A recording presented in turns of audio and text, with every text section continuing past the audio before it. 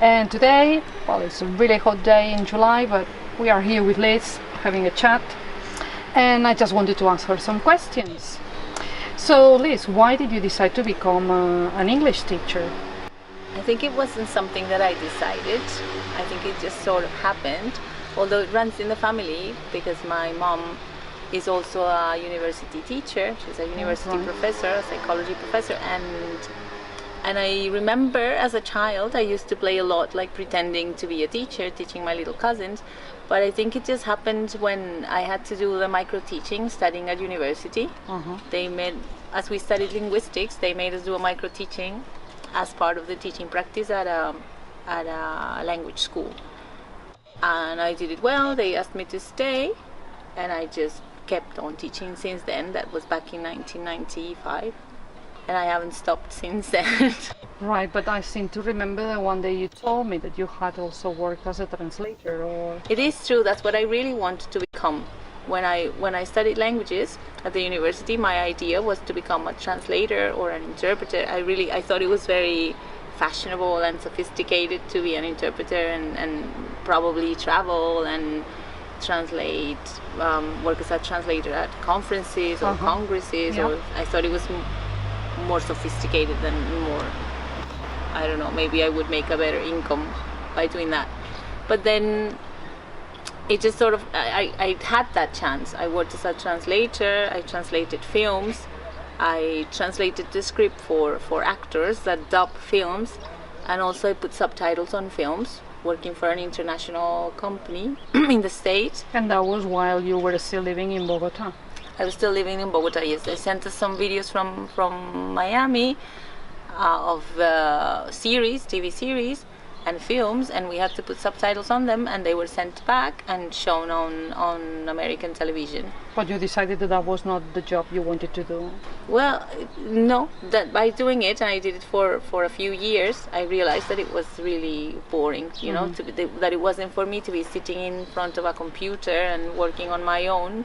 It was really, it got lonely at times, well, most of the time. And I really prefer working with people and talking to people, learning from people. I get a lot from my students, and I learn a lot from my students. I see what you mean, because I am also a teacher, and I know what you mean, that the contact with people is really an advantage that this job offers. And what was I gonna ask you? Well, I completely forgot about something that you mentioned before. Yes, this micro teaching that you said at the university. But it's a term that I've never heard before. Maybe it's something that you use at the universities. It is. They call it micro teaching because first we're supposed to train having our colleagues, our classmates as students. So they pretend to be students. But then first we do it at the university, and then we move it to a real classroom with real students. Oh, okay. But then these are the first experiences that I had at teaching. This is the same that you have to do, well, what I train in International House, and other teachers in the school have done it too, when you train for the CELTA course, and this is part of the course. But I didn't know that it was called that way.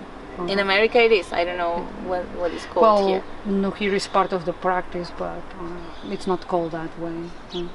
Okay, so where did you study, and what qualifications did you get?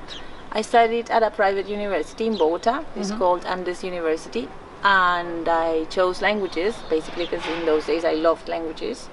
So I wanted to study modern languages, English and French, and we could choose an optional language, so I did German as well. But I haven't had much practice as a German teacher or a French teacher. Since I started teaching, it was always English. So well, which is actually the language that most people tend to study, because German and French are an extra, really. Although here we're really close to France, and in the past it used to be the second language in schools and higher schools, but things have changed. Yeah, it is easier actually to have contact with the French language from here than the chance I had to practice it when I was living in Bogota. But it also, right now I have the problem that I learned Catalan, and since I learned Catalan, the two languages are so similar that they get crossed in my head. So Of course, yes, I understand. And what levels have you taught? I've taught all levels. Back in Colombia, I used to teach only adults.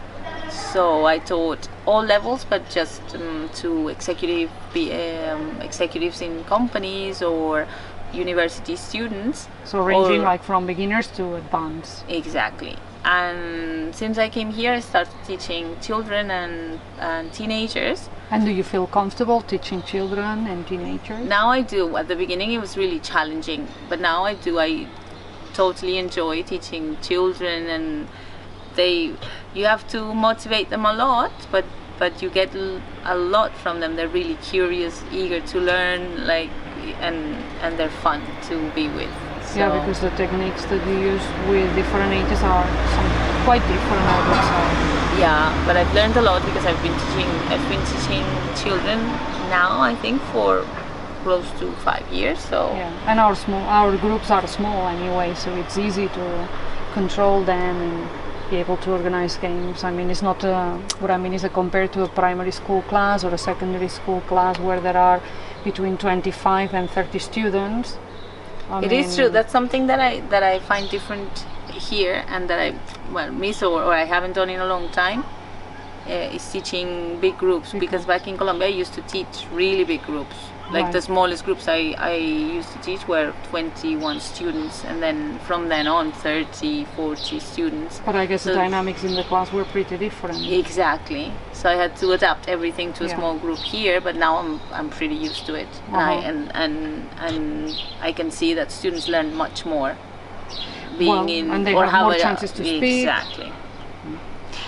And what about exam groups? Have you got experience teaching Cambridge exams? Yeah, I've got experience teaching international exams, actually, because when I was in Colombia, I taught American exams I like mean, the TOEFL, yeah.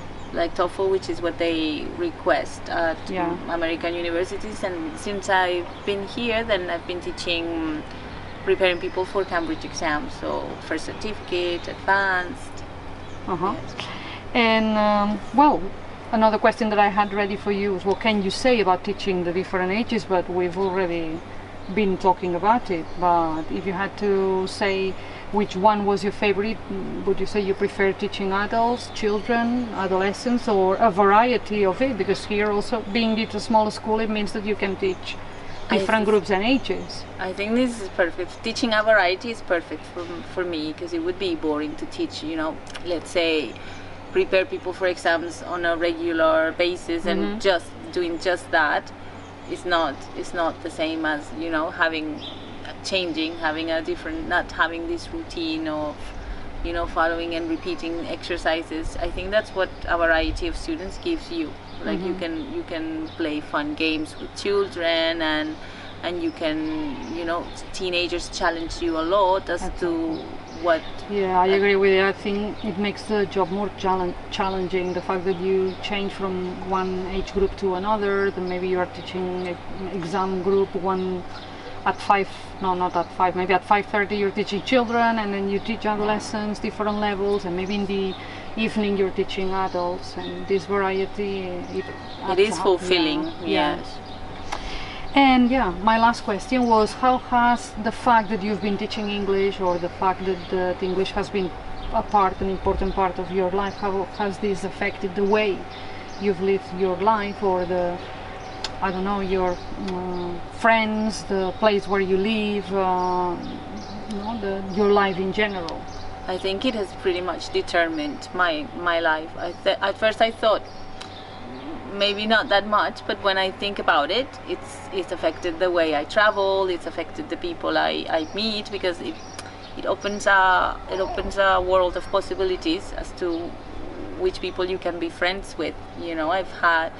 I've had the opportunity to meet Irish people who are my friends and are still my friends, American people. I have lots of American friends, and So do you still keep in touch with all those people you've met all along, yes, I still keep in touch, well, with most of them. or even maybe meet them? Yeah, and I still keep making new friends thanks to English.